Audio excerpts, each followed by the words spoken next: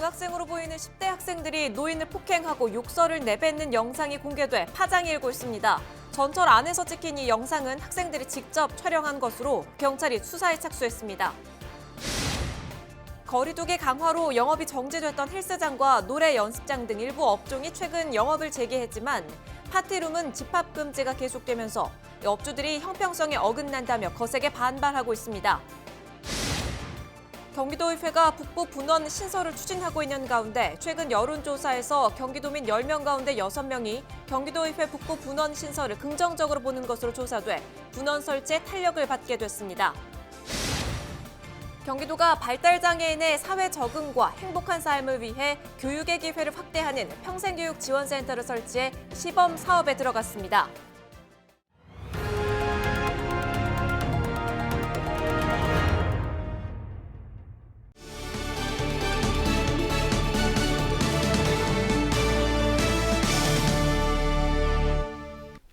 시청자 여러분 안녕하십니까? 헬로티비 뉴스 시작합니다. 중학생으로 보이는 10대 학생들이 노인을 폭행하고 욕설을 내뱉는 영상이 공개돼 파장이 일고 있습니다. 전철 안에서 찍힌 이 영상은 학생들이 직접 촬영한 것으로 알려졌는데요. 경찰이 수사에 착수했습니다. 이지훈 기자입니다. 의정부 경전철 안 고성이 오가는 가운데 중학생으로 보이는 남학생이 여성의 목을 감아 뒤로 넘어뜨립니다. 지하철 노약자석, 남학생들이 남성 노인을 앞에 두고 자리에 앉아 있습니다. 남성이 이들에게 뭐라고 하자 자리에서 일어나 어깨로 몸을 밀칩니다. 고의성이 아니었어요. 학생은 반말까지 서슴지 않습니다. 할아버지, 노인네 고의성 아니었다고. 화가 난 노인이 욕을 하자 되받아칩니다.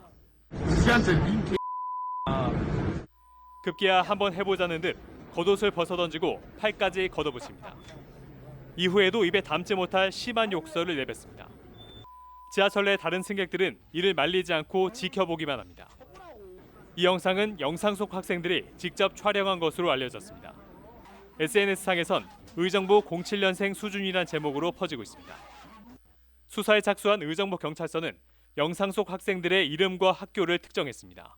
그 영상에 나온 학생들 중에 이제 뭐 2명 누군지 확인을 했으니까 그 학생들을 이제 뭐 피의자로 해가지고 이제 조사할 예정입니다. 경찰은 사실관계가 파악되면 폭행 사건으로 처리될 수 있다고 밝혔습니다. 헬로티비 뉴스 이지훈입니다. 코로나19 확산을 막기 위해 5인 이상 모임 금지가 이달 말까지 연장된 가운데 헬스장과 카페 등 일부 업종은 집합 금지가 풀리거나 완화됐습니다. 하지만 파티룸 같은 공간 대여업은 여전히 집합 금지 업종으로 분류돼 영업이 금지되고 있는데요. 운영자들이 거세게 반발하고 있습니다. 김호 기자입니다. 의정부에서 파티룸을 운영하는 조지연 씨. 문 닫힌 영업장을 보면 가슴이 답답합니다. 거리두기 강화로 지난달부터 영업을 못하면서 월세 공과금에 걱정이 태산입니다. 더구나 1년 중 가장 큰 대목인 12월과 1월 장사를 공치면서 앞으로 살아갈 길이 막막합니다.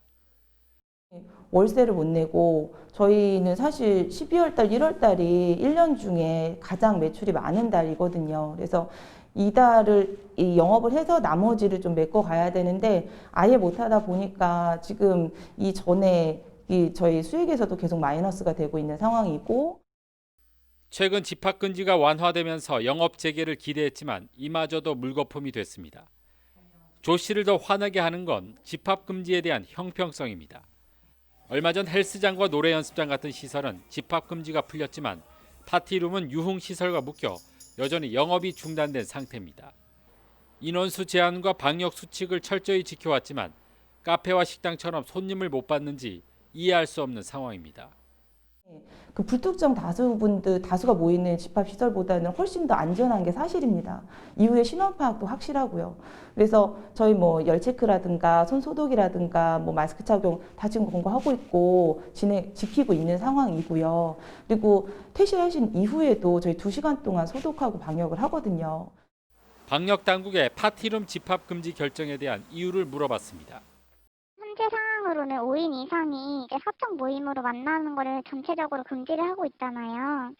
그러다 보니까 파티룸 이제 열게 되면은 이제 5인 이상이 만나는 경우가 클 거라고 생각이 돼서 이제 파티룸을 운영을 못하게 하고 있는 것 같아요. 단속을 해야 하는 해당 지자체도 정확한 기준은 알지 못한 채 정부 지침을 따르고 있습니다. 어떻게 보면 영세한 업체고 그런데 좀 가혹할 수도 있잖아요. 근데 이 파티룸 자체를 아예 정부에서 집합금지를 해버리니까 뭐 저희도 뭐 지금 이 상황에서 한 시에서 이거를 왜 금지시키냐 이렇게 뭐 저거 할 수도 없는 상황이고. 이처럼 집합금지에 대한 애매한 기준으로 피해를 보고 있는 파티룸 업체들은 집단 행동에 나서기로 했습니다. 전국 265개 업체 대표는 협의체를 구성해 법적 대응에 나설 방침입니다. 그 파티룸이라고 하는 그런 마케팅적인 용어에 한정되어 있는 공간 대여 업종에 대한 그런 대중적인 인식을 개선시키는 운동을 할 것이고요.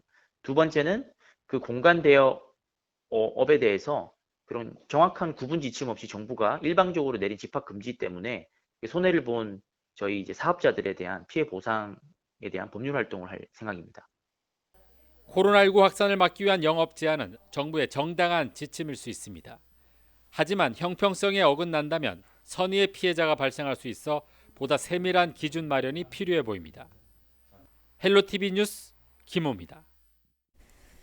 경기도민 10명 가운데 6명이 경기도의회 북부분원 신설을 긍정적으로 보는 것으로 확인됐습니다. 경기도의회 북부분원 신설 추진위원회는 최근 도민과 도의원, 공무원 등 5,184명을 대상으로 설문조사를 진행한 결과 이같이 나타났다고 밝혔습니다.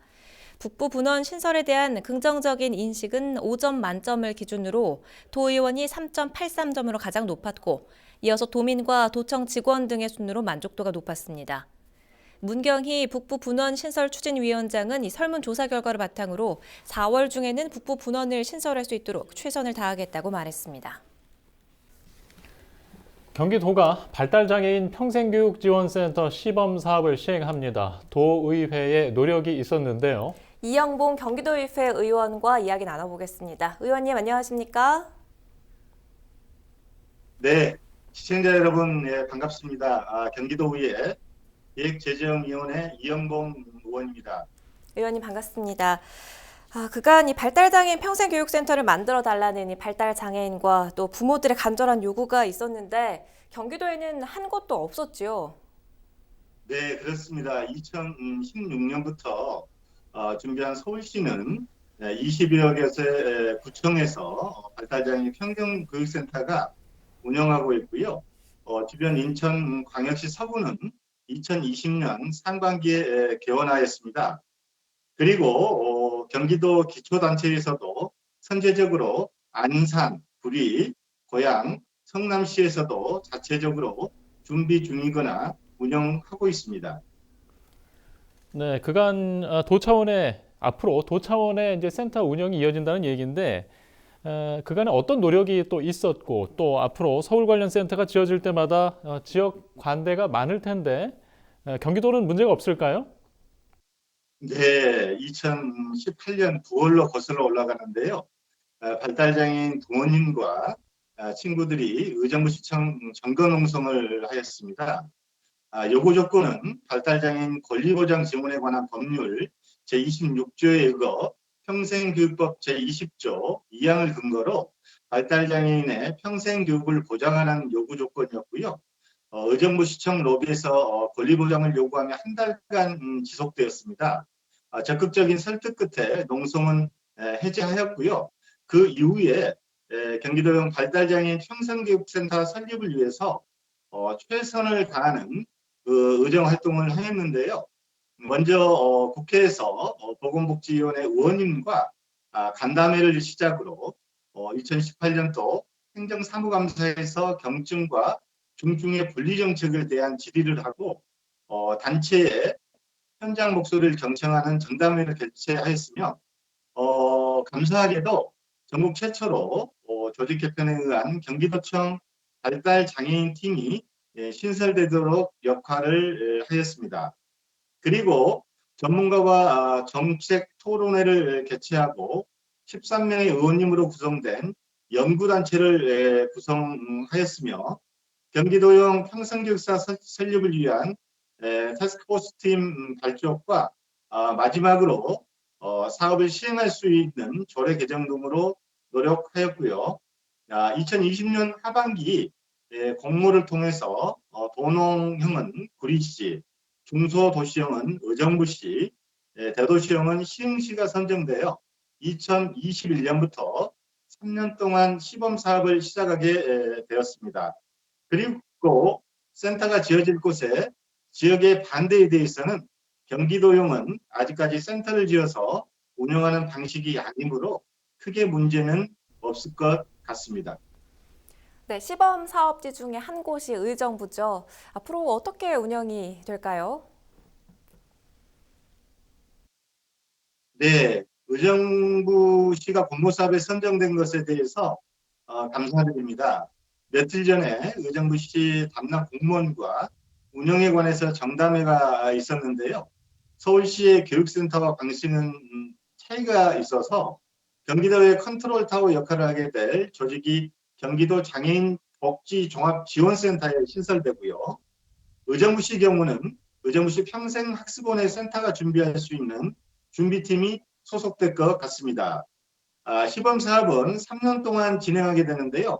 간략하게 말씀드리면 1년차는 의정부시에 거주하는 발달장애인의 수요 파악과 교육의 욕구 조사가 있을 것이고요. 2년차는 교육하는 강사의 인력풀을 구축하고 교육 장소를 선정해야 되고 3년차는 학년기가 끝난 발달장애인의 평생 교육으로 시행될 것으로 생각됩니다. 이번 사업에 더불어 의정부시에 기대할 수 있는 변화들 또 있을까요? 의정부시는 발달장애인 공식적 등록수는 한 1,750여 명 중에 이 중에 70%가 20세 이상의 학년기가 끝난 친구들입니다. 경기도형은 학교처럼 교육시설을 별도로 만드는 것이 아니어서 예를 들자면 주민센터 프로그램에 발달장애인 교육 프로그램을 신설하여 맞춤형 교육을 하게 됩니다만 그러나 사업 초기 단계이므로 경증과 중증 교육의 방향을 고민해야 할 것 같습니다. 3년 동안 시범 사업을 통해 2024년에 한층 더 발전된 평생교육센터 사업이 진행되었으면 하는 염원이고요. 마지막으로 본 사업이 가족들의 어려움이 조금이나마 도움이 되었으면 하는 바람입니다. 네, 기대하시는 소식 더 들을 수 있으면 좋겠습니다. 오늘 말씀 고맙습니다. 네, 새해 복 많이 받으십시오. 네, 지금까지 이영봉 경기도의회 의원이었습니다.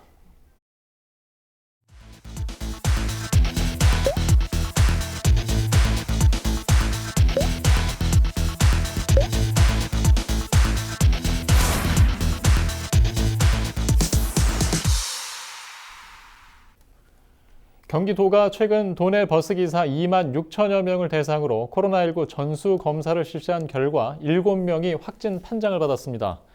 경기도는 확진자들과 밀접 접촉한 사람들에 대해서도 진단 검사를 했지만 다행히 전원 음성이었다고 밝혔습니다. 도는 또 확진자가 나온 운수업체에 대해서는 차량과 영업소, 식당 등 부대시설을 소독했습니다. 또 운수 종사자들에게 방역 마스크를 지원하고 차량에 소독제를 비치하는 등 방역 대책도 추진 중입니다. 경기 북부경찰청에서 근무하는 경찰관 1명이 코로나19 확진 판정을 받았습니다. 경찰은 확진자가 일한 사무실을 포함해 같은 층 전체를 폐쇄하고 건물 방역 작업을 했습니다. 또 같은 부서 직원들을 자택에서 대기 조치하도록 하고 밀접 접촉자 8명 등 직원들에 대해서 검사를 할 예정입니다. 경기 북부경찰청에서는 이달 초 수사 관련 부서 소속 경찰관 3명이 확진된 일이 있었습니다. 지난 2016년 동두천 미군기지에 설립한 동양대 북서울 캠퍼스가 6년째 등록금을 동결했습니다. 동양대는 최근 등록금 심의위원회를 열어 올해 학부와 대학원 등록금을 동결했다고 밝혔습니다. 헬로티비 뉴스를 모두 마칩니다. 시청해주신 여러분 고맙습니다.